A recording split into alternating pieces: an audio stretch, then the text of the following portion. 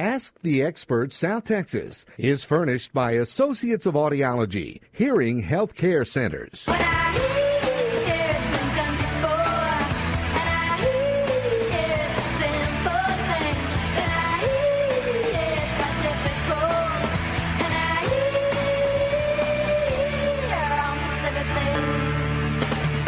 Welcome to Ask the Experts South Texas. Each week, we'll feature experts to educate you in everything from health and wealth, home improvement, the law, and life. Call in and be a part of the conversation. 308-8867. And now the hosts of Ask the Experts South Texas, Dr. Nicole Davis and Dr. Don Bledsoe. Good morning, San Antonio. We are back from spring break. A little bit burned, but no worse for the wear. We went on a cruise. Dr. Bledsoe and I went on a cruise to Jamaica, man, and we learned a couple of sayings while we were down there. So one of them was, no situation, right? Right. They don't have problems. So if anything's bothering you or if anything's good, they say the same thing every time. No situation. So the whole time I kept saying that. And then my daughter looked at me and said, I think that's passive aggressive because if there is a situation, it needs to be recognized. You need to be able to talk about it. And I was like, yeah, but it's just a joke. It was fun. We had a good time. And then when we got off the boat, it was very choppy waters from Jamaica to Haiti. Yes. And when I got off, I still felt like the world was moving. Until yesterday? So yes. It was 4 days of feeling like my body was doing somersaults. I had it through Thursday. So. You had it through Thursday. Yes. But there's an actual clinical name for that. Yes. Which is maldisembarkment syndrome. And they say it happens with the central nervous system, mostly in women, because they're trying to compensate for the rocking of the boat, and it stays with them. There's nothing you can do for it. They say you can take Valium, but you got to work, so you can't really take Valium. They do make other things you can take, but they typically can cause more issues later once you quit taking them. So she's got to toughen through it. Yeah. So all week this week with work, I kept looking at people saying, "I'm fine. There's nothing wrong with me." I'm not crazy. I haven't been drinking. I got off a boat. Anyway, so we are happy to be back in San Antonio on land, back into this great state of Texas. Hope everyone had a good spring break. With us today, our guest that we're going to be speaking with is Dana Reeder, and she is the CEO and founder of Reeder Consulting. And you want to say hi to the audience? Hello. Good morning. And you do something really unique. You help young adults, middle schoolers up, kind of decide their career path through several matrices and also testing that you provide. Correct. So give the audience a little bit of a background on what you do and how you got to come to this type of career. Sure. I work with students typically in the 8th grade and above to determine their natural abilities. So when they are picking endorsements here in Texas for House Bill 5, they have an idea of what their interests are. In addition, I work with high school students to identify their natural gifts as far as how their brain works through aptitude testing. So when they are ultimately picking a career, they know exactly what makes sense for how they process information, as well as what interests them aligned with their personality. So they're not throwing a dart at a board to just guess at careers that they think might be of interest to them or that they would be good at. They actually walk away with concrete information. Yeah, because when we were, starting the process of applying to colleges and things like that, there was no prep to it. It was take your ACT or your PSAT or SATs and see which college you get into. And then you've got 2 years of prereqs that the college wanted you to take. And you could take more of the, science-oriented prereqs, more of the liberal arts or business prereqs, but there wasn't a whole lot of guidance, I would say, in high school or in the college forum on what to do, other than they did have a counseling department, and you would go there to see if you could get a summer job. So that was about it. I think I was an oddball because I pretty much knew I wanted to do medical. And I actually started out in nursing. Did my first semester in nursing. I'm like, nope, this isn't for me. And I switched my major. I didn't know what I was switching to. I just knew it sounded fun. Audiology sounded fun? Well, sign language is what pulled me to it. So, but yeah. So I think I was an oddball because I went in college knowing I wanted to do medical. Right.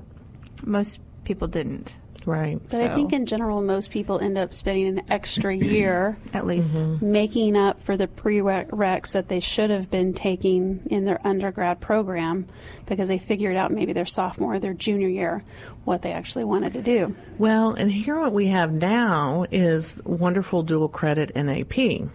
So students actually start going into college. Sometimes they're close to that sophomore year. I've had a friend who was in the IB program and in Dusseldorf, Germany, and moved to the University of Washington. And he started out almost as a junior. And at that point, you have to declare your major.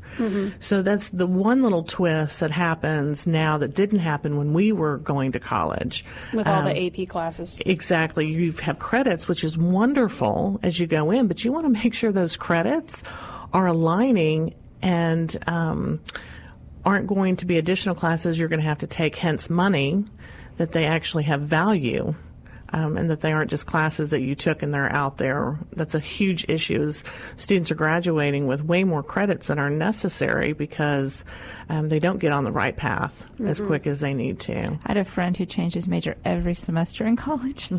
Oh, his poor parents. Well, he managed to graduate in 4 years. Liberal arts, or what was it? He ended up being Spanish education. Okay. Teaching Spanish. Well, I think changes like that take a toll on the psyche. You know, not knowing what you want to do when everyone else around you seems to have it all together is very hard. To admit to, your family and friends when you get together for holidays, I changed my major. I changed my major. I mean, a lot of kids drop out, too. And it ends up defining their future success, which ultimately it's because they just are at the wrong university. They're in the wrong major. It has nothing to do whether they're capable or not. They just haven't found their people. So I will tell you, why I started my company. It's been 2 years. Is because when we moved here about 5 years ago, my daughter was an 8th grader, and we literally had just moved here. And it was a prepare for high school night at her middle school. And the counselors were saying, okay, you guys all need to figure out what you want to major in. And my daughter, she didn't even know where she lived. It was just so fresh. And she looked at me with this just deer in the headlight, and I looked at her and I said, look, you're in 8th grade. I do not want you even stressing about this. We have plenty of time. But by her sophomore year, she couldn't let it go because the peer pressure from all the young adults, let's not even talk about parents and grandparents and family, the pressure from our peers. Everybody had it all figured out. And so finally I said, okay, this has to stop. The madness has to stop. And so her sophomore year, we took her to a well-known testing organization in Dallas I had learned about during my master's program. And she walked out of there with the weight of the world off her shoulders. She literally, I think, was skipping. I knew her God-given gifts, but to hear it from a third party with concrete statistical data put together by psychometricians, it just gave her that confidence that, okay, I don't have to guess anymore. I can have some answers. And as I start to look at universities, I can say, hey, does this align with who I am and how I tick? So as a result, I was just so surprised that there was nobody in San Antonio doing it. In particular, aptitude. And there's lots of people who do MBTI, the personality assessment, are strong. Right. But nobody was doing the aptitude piece, and I absolutely believe it's the missing key. Now, my daughter did a test at her school. And I think it was like a personality type and a little bit of aptitude. And she came home saying, Mom, they say I need to be a mechanic. And I almost laughed because this is a kid who hundreds in chemistry. Math is just like a language, and it just totally makes sense. Her chemistry teacher came up to her and said, you are going into this field, right? And she's like, of course I am. So how accurate are the testing that the schools are doing? Well, Well, I would say that probably was an interest, and what was probably coming out of that is that she likes to work with hands. She's, you have to remember now with mechanics, I have this conversation with so many people because we always talk about, okay, you have to go to college. Mm-hmm. Not everyone is college bound right now. Mm-hmm. I say that with that caveat right now. I believe everybody has the ability. They just may not mature, being ready to attend. But mechanics, it's very scientific now. I mean, we are having a hard time getting people to even go into that field because it is so much computer science. Everything is computerized on a car now. And ultimately make an enormous amount of money. So that's where I come in with the education piece. Mm-hmm. Interest doesn't determine ability. Yeah. And so that's where I think sometimes the accountability is lost. The strong, if that's what she took, which is probably a part of the Hollins Code, sometimes it gives results. And students go, well, that doesn't even relate to me. Well, it relates to how you answered the questions. Does that mean you need to be a mechanic? Absolutely not. Mm-hmm. Again, interest is only one piece of the puzzle. Right. And I just think they need to be more broad with how they test the children and how they get them. Right. Well, when we talk about career exploration, people think, okay, it's about narrowing it down. Well, ultimately, it's about opening their worldview. Right. When I speak, I show the Occupational Handbook, which is our Bible for counselors. I mean, it's 1,700 pages long. It's 7 pounds. It's huge. And so for us to think young adults have a idea of all that exists, that's only 250 of the occupations that even exist in the world.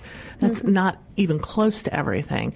It's unrealistic. So instead of broadening or narrowing it down, we first have to open their eyes. When I sit down with clients and some of the results come up, there are results that they have never heard of. They can't even pronounce. And so that's part of the fun is, digging deep and go, well, what exactly do they do? And so that's just part of the puzzle. Again, Dana, how do people get a hold of you? So, readerconsulting.com is my website. I have an office 1604 in Bandera and Helotes. And my phone number is 210-646-4524. That's correct. We'll take a quick break and we'll come back and talk more about the type of assessments you give. Okay.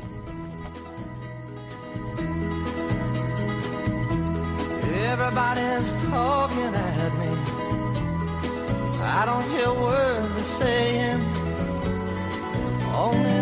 Do your loved ones say, you're not listening? Do they tell you the TV's too loud? Or do you have ringing in your ears or feel dizzy without explanation? Call Associates of Audiology. They are the experts at diagnosing and treating hearing loss and balance disorders for all ages. Call 210-334-0245 or see them at associatesofaudiology.com for a better quality of life. Don't let your ears keep you from hearing. Good morning, San Antonio. You're listening to Ask the Experts of South Texas. I'm Dr. Davis, and with me is Dr. Bledsoe. And we are Associates of Audiology. And if you don't know what that is, that's hearing and balance. We have 4 offices throughout the Hill Country, 2 in San Antonio and 1 in Boerne, 1 in Kerrville. You can get a hold of us at 210-334-0245. I swear I'm dyslexic. If you want to learn more about our company as well and different types of testing we do on pediatric through mature individuals, we don't have to say geriatric, you can go to www.associatesofaudiology.com. We take all insurance, but right now, a new one that we added was Oscar with Baptist Health Systems, and that's a pretty good program. They help a lot of people get hearing aids at a lower rate. So with us today is Miss Dana Reeder. She is the CEO of Reader Consulting, and before the break, we were talking about how her passion for helping young adults open up the opportunities that are in front of them with their aptitude and interests. So will you briefly go into the different types of assessments that you do, how it's done, and the process for the parent? Sure. So the first assessment that I love, and I will tell you is my absolute favorite for my clients, is the Myers-Briggs personality. We call it an MBTI. It's often given to youth groups, and it's a leadership instrument, and it's personality based. It's how you process information, how you relate to others. It's a really great instrument when students are trying to figure out, okay, what work environment would I thrive in? And I often joke, I think as adults and people think, okay, well, I'll just do any work. It doesn't matter. I can work in an office, or I can work outside, or, I can work with a group, or, but knowing, okay, I really need to work alone. Something that can come out of it is, they need to work in a very bright and colorful and energetic work environment. So it gives language to just their personalities. Oftentimes people think about the extroversion and the introversion, and it's actually not an outward communication. That's what most people think is, I'm an extrovert because I'm outgoing. It's where you go to recharge your battery. So for students who really have an intense day, and are introverts, they need to go home and they need to play video games. They need to watch TV. They need to read a book. They need that quiet time. And as parents, when I work with families, explaining that to them sometimes gives them context and almost permission then for the young adult to have that downtime. So when the introvert comes to a parent and is really willing to share and has a lot on their mind, it helps a parent to say, okay, no matter what I'm doing, I need to stop. And I need to listen. Chance. Exactly. Because it doesn't come by very often. Right. And I love it because parents learn about their young adults. You think you know everything there is to know about it, but families walk away going, gosh, first of all, it's a lot of information, but two, I learned stuff that I didn't know, and I felt like I was reintroduced to my child. That was a comment a couple of weeks ago. I thought, gosh, that's incredibly powerful. So the other instrument I use is the Strong Interest Inventory. It's been around for 90 years. It's the most empirically based assessment on the market, and it's sheerly interest based on the Hollins Code. I like it because it gives language to what young adults like to do. So whether they're investigative, science-oriented, social, they like to help people. Not that they are social, but they need to have a cause. So aligning those 6 codes with the personality, it's perfect. I actually combine the two together when I work with clients. And then the aptitude, it's based on the Ball Foundation. It's been around for over 50 years. And it's just, gives us information about how they process numbers and spatial visualization, taking 2-dimensional objects and rotating them into 3-dimension. Kids sometimes get, if you're walking down the road and there's, a tile that's crooked, people just don't even think about things like that. I jokingly I was talking about the spatial visualization, and oftentimes you think about the Rubik's Cube. It's a good way to visualize it. And I can't tell you how many clients will pull out a Rubik's Cube from their backpack or the briefcase when we're in the sessions. So I think taking, one assessment may be appropriate for one individual situation, but I love when clients can commit to all 3, because then they walk away with a full understanding of their young adult, and there's no more guessing. Interest, unfortunately, does not stabilize until 25 years old. So it is a snapshot in time. We expect, okay, we're going to have all the answers. Which is when you should be graduating, people. Exactly, which you can understand that the disconnect between picking a Kinnear. Parents out there. You're doing what now? Well, the other thing, though, is the aptitude stabilizes at 14 and 15. 14 for girls and 15 for boys.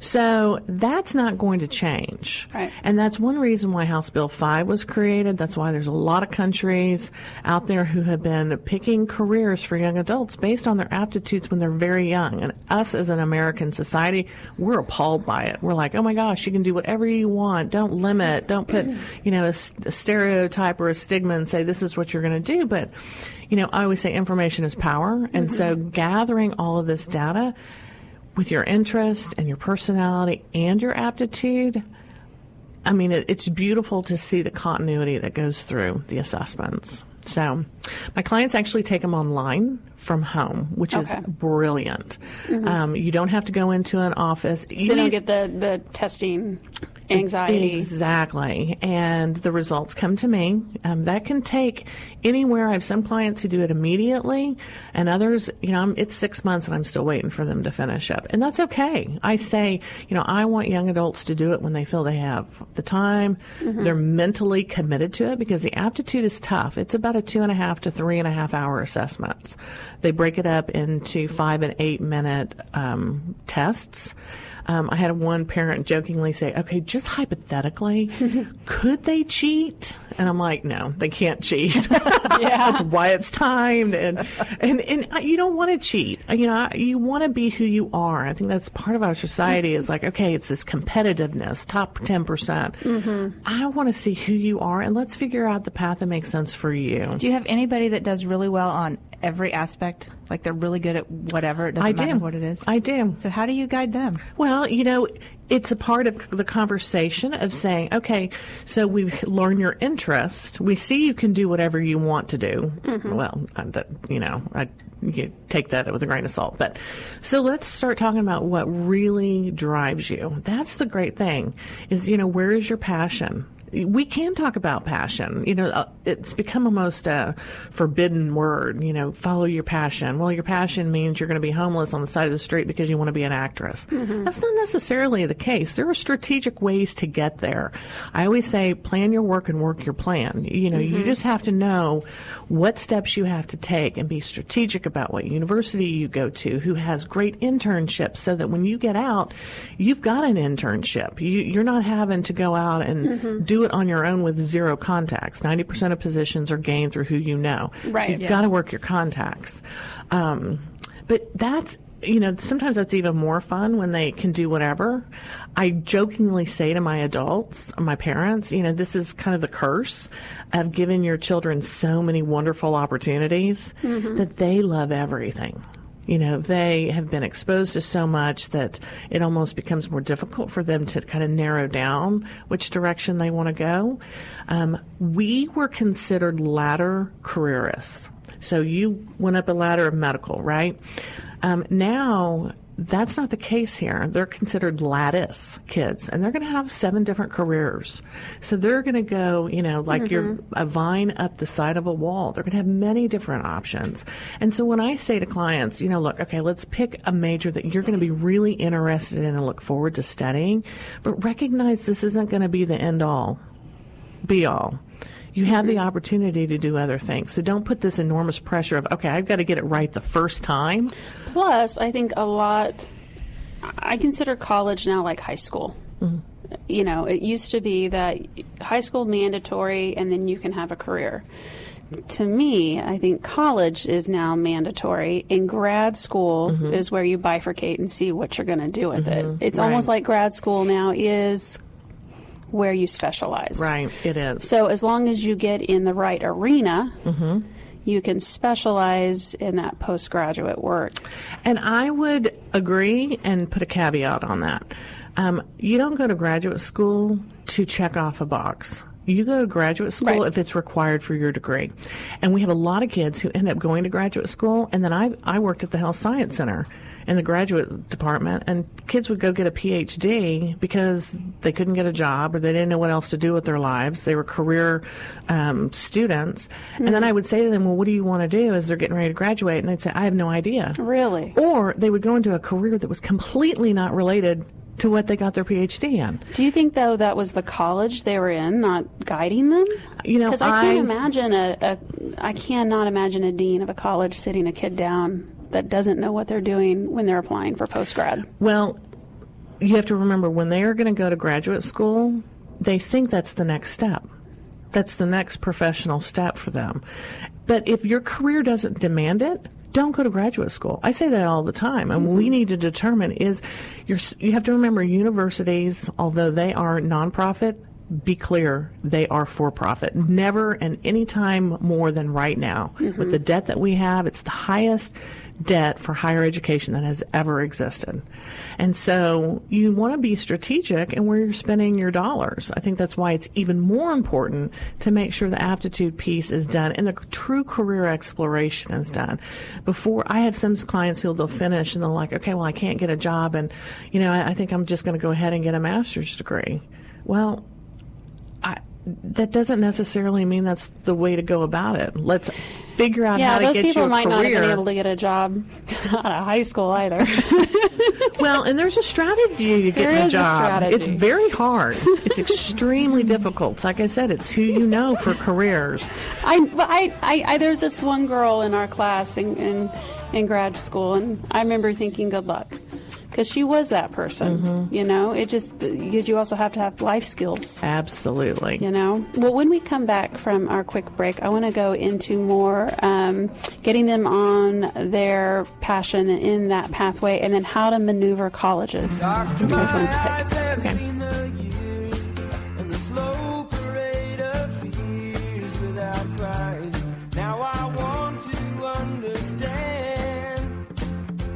I have done all that I could to see the evil, and that's what the man said. And we are back with Dana Reeder from Reeder Consulting. And before the break, we were talking about the type of testing and the process that we do, or you do, with kids and working with their parents to kind of open up the horizons for what their aptitudes are, what their interests might be. So as they go, they take the test, they come in with you, you go over all of the material. Where does it go from there? So as I sit down with the families, they walk away with, it can be up to 90 pages, and then a list of careers that are ideal matches for them, which is brilliant.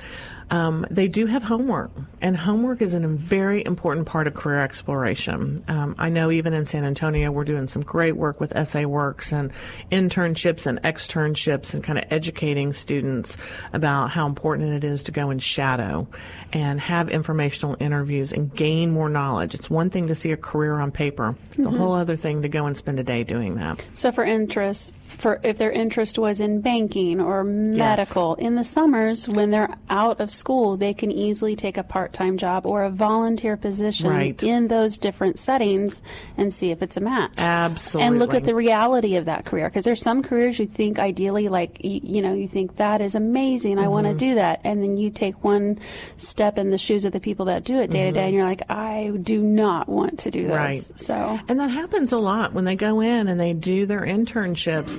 They'll call me and say, okay, check that one off the list. I do not want to do it. And so now I'm going to look at this other one. And so then they say, yeah, that really excites me, and I'm going to spend a day with this person. And it's an important piece of it.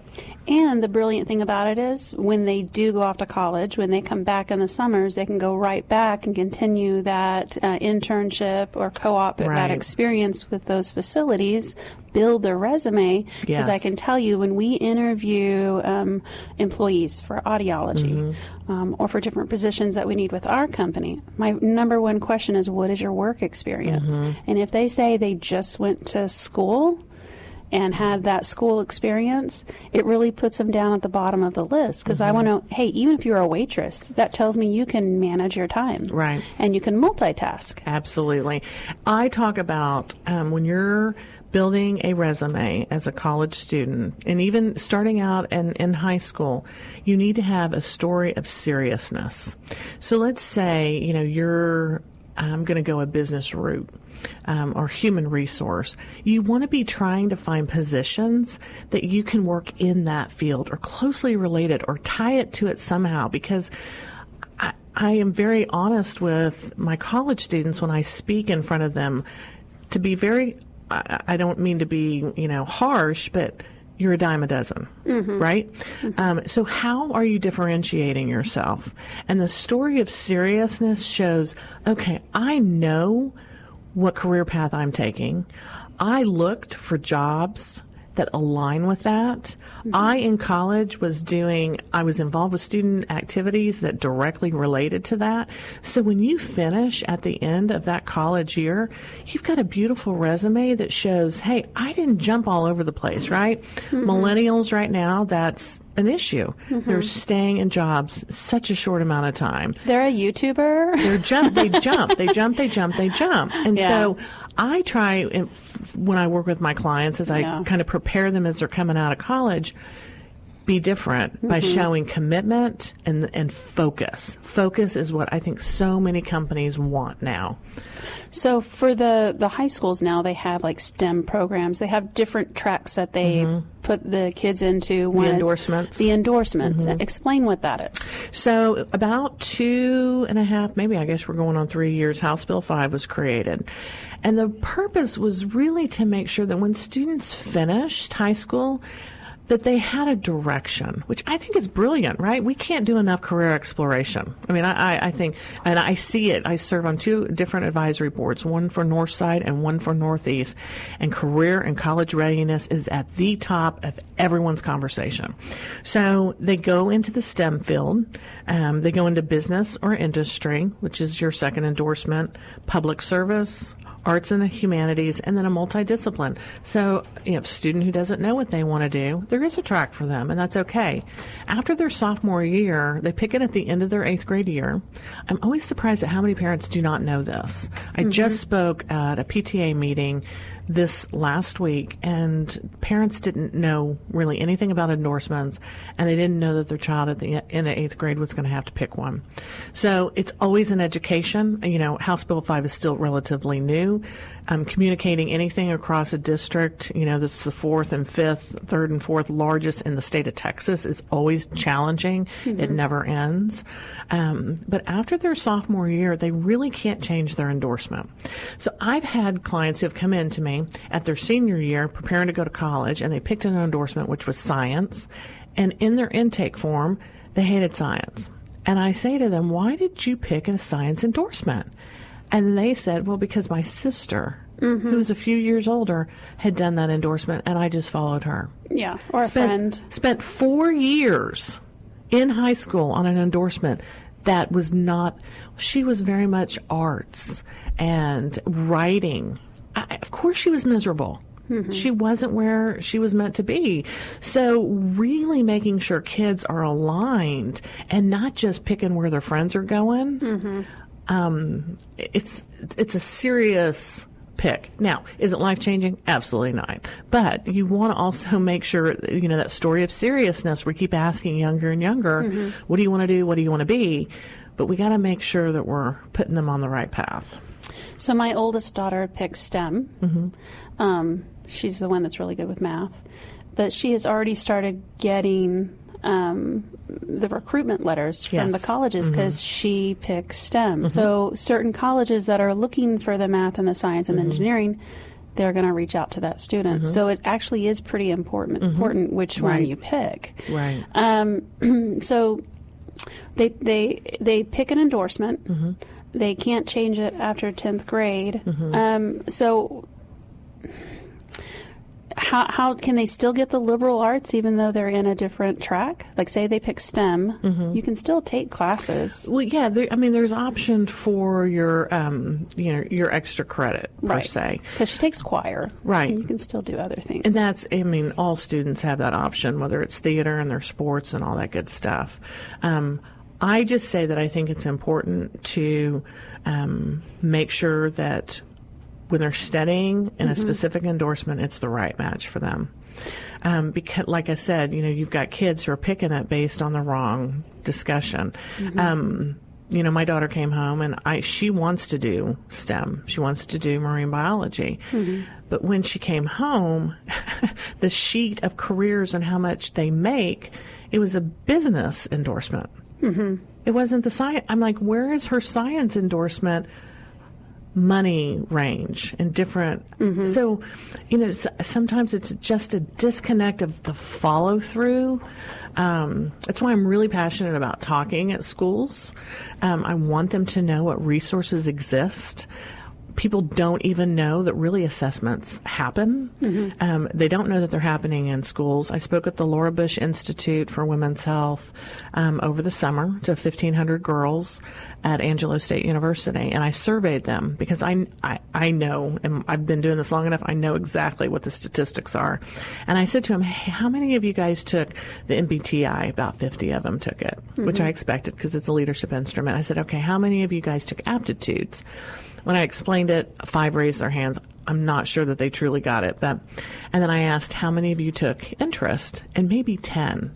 Now, mind you, every single student in the state of Texas and pretty much every school across America takes an interest inventory. It's the reason it was created. I mean, it just is, whether it's part of Naviance or Cooter or whatever, they take it. They didn't remember. And then I said, how many guys felt you really got career exploration in high school? And literally 15 hands went up. We're talking 1,500 girls here. And so what came out of that speaking engagement was that the foundation came back and said, look, we didn't realize that on the surveys, the girls loved it. They want more of it. In fact, they went and told the guys who had a guys' night out the next night all about me and, taking the test. They took it on their mobile devices. And they said, we just didn't realize it. So I think colleges feel like, okay, high school, it's your responsibility to do the college and career readiness. And they're doing everything they can. I mean, a survey done by Money Magazine surveyed like 235 counselors and said, where are you spending your time for career exploration? Now, these are counselors who are doing it, right? They said that 50% of their time was spent picking the right, or how to fund financial aid, right? We've got to pay for it. That's the biggest question. Scholarships and financial aid. Exactly. 40% was on which university to go to. And less than 20% was on picking the career. And so when I talk with counselors and I say, hey, look, here's the statistics. Do you agree with this? With just the career exploration? And they all say yes. Well, that kind of tells you what they're going for. Well, but we have to remember, we're going to a university for a career. Yeah. I tell my clients, I don't want you stepping foot on campus until we've done all the assessments and we know whether a big university or a small university is right for you. Yeah. I mean, if you need to you work with your hands and, you need to be in group settings where you're collaborating, sitting in a lecture hall with 1,000 people is not a good place for you. And so I don't want you to fall in love with the green grass and, your parents went to a university, so you want to go. They may not even have your major. We're going to a university for a major, not vice versa. That is the best statement I think I've heard that all is. hour. That needs to be reiterated to every high school student. Well, when we come back, we're going to take a quick break. We'll talk more about that. We're with Dana Reeder. We'll be right back.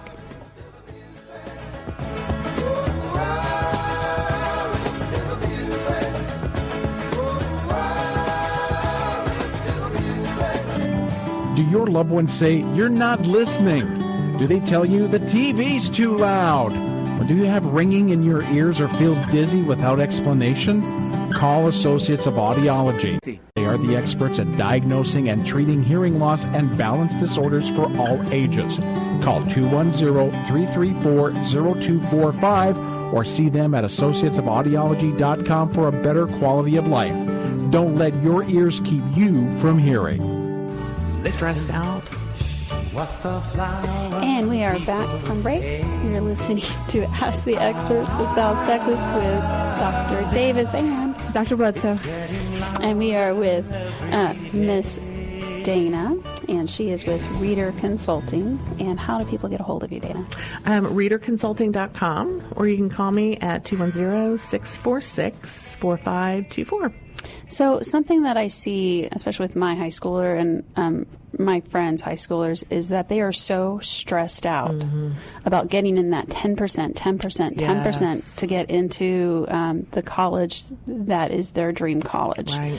And it just kind of overshadows the process of learning because it's anxiety about I've got to get a 98, 99, 100, and I've got to be in those AP classes and get the AP credit and points. So it takes away from the learning process because sometimes the biggest thing that you get in learning is when you fail. or when you Absolutely. don't know what you're looking at and you figure out why you don't know. But that's not an option because you always have to perform. Right. And you've got these, what we call helicopter parents Yes. that are constantly hovering over their kids saying, you have to get into UT Austin, you have to do this, you have to do that. So what type of counseling do you give parents in supporting their children in the process? So the suicide rate is the highest on a college campus than it's ever been. I was at a career conference, it's been a year and a month ago, and the counselors at the universities were saying that it takes about 3 weeks for a student to get in. They can only see them a couple of times, and they can't get a handle on it. That it is just beyond. And so when I even lecture and I talk about the suicide rate and the disconnect, 1 in 3 students feel that they are severely depressed, but only 7% of parents acknowledge that there are any issues with depression with the child. When I talk with young adults, I ask them, are you guys stressed? How many of you are stressed? It's kind of how even when I talk with my parents, and then the heads, Bob, I mean, it's across the board. It's the parents, it's the young adult.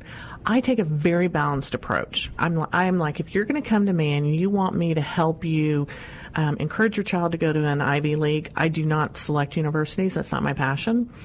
I'm like, I'm not your person because I don't care where your kid goes. We have over 4,000 universities in America. And that's if you don't even pick something outside, they will get in somewhere. I mean, there is a university for every student who is college bound at this time. So there's a wonderful book called Where You Go Is Not Who You're Going to Be. I encourage every parent to read it. When I get phone calls, I can't tell you how many of them start off with, okay, so I have a child, but they're not in the top 10%. And I know that parenting is the hardest job on the planet. I say this to our families when we sit down. I look at the young child or the young adult and say, we as parents feel like we're going to do one of two things. We're going to make you the greatest thing ever, or we're going to screw your life up forever. There's no in between, right? I mean, we feel like the weight of the world of their success is on our shoulders. And we don't, I think sometimes we define where they get into college as a reflection of how well we did, as opposed to, does your child want to go to the big Texas state universities? Have we, is it just expected? So, I think it's very hard to kind of balance, but it's the student's journey. And, I think as parents, we want them to be happy. We want them to be with their people on a college campus. If that's an artistic campus where they're able to express themselves, great. Or we don't want them living with us when they're 40. No, we have to remember the goal is to set them free, right? To make them functioning adults and set them free. That's when you've done a great parents job. Out there, you've got that nightly worry. I do. And, I when I speak with parents, and I talk about, when they call and say, they're not in the top 10%. When I was at the same counseling conference last year, I had gone to dinner beforehand and afterhand. I met 2 different parents that were from the East Coast. And when I told them what I did, they both said to me, it's just mind-blowing. We feel like we failed if our students didn't get into the greatest universities. And I said to them, first of all, it's just ridiculous. I mean, you've given them incredible opportunities. Sometimes we just need to pat parents on the back that you're doing a great job. But when I speak with parents, I say to them, be very, very mindful. Because if you think that your children don't recognize they feel that they've disappointed you, you're mistaken. That, and you have that honest conversation with your child. We have a really good family friend who went to Harvard Law, and he looked at my daughter and said, anybody can go to Harvard. Maybe not your freshman year, but anybody can go to Harvard. You just have to have the money.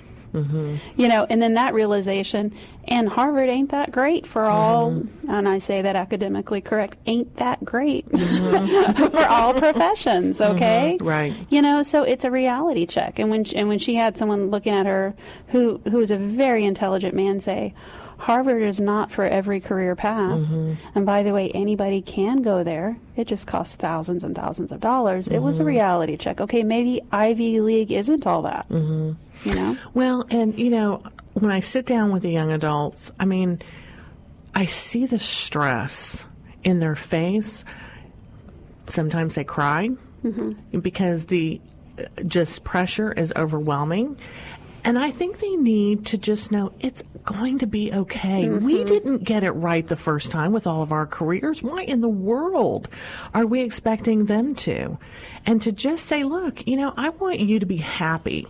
I want you to make a salary that you can live on, but I ultimately want you to find a path that you might wait to get up every day and do your job.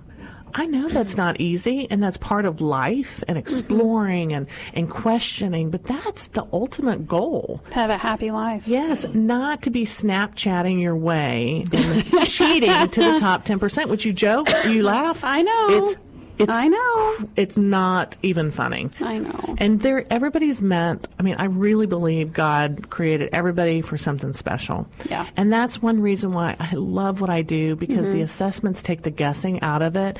Sitting down and having a conversation with someone for 2 hours about your future, everybody should get that before they graduate. What's your opinion on, because my younger daughter says, I might want to do a sorority. And I'm like, oh no, that's a lot of money. But does it really give you a networking group? Well, I think any group that you're connected with gives you a networking group. I think you have to say, is this for me? Sororities are definitely, people believe in them or they don't.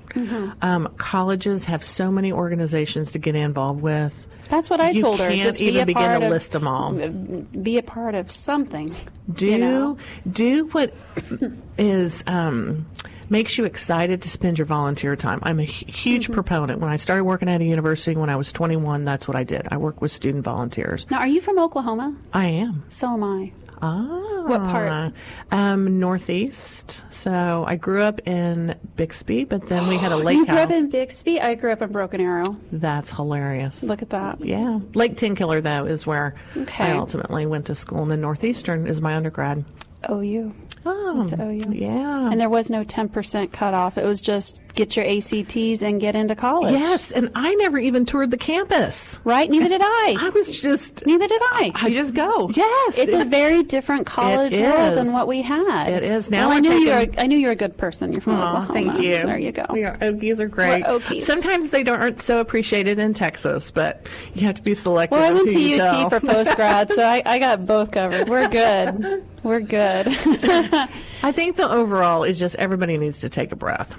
Yeah. I think that's just the bottom line. Find someone to help facilitate the conversation so you as a parent don't have to be the bad person. See, 8th grade is a good time to do it. 8th is appropriate for interest in MBTI, but not for aptitudes. They've got to be 14 or 15. And I really think that sophomore year is the sweet spot because... But when do they start applying?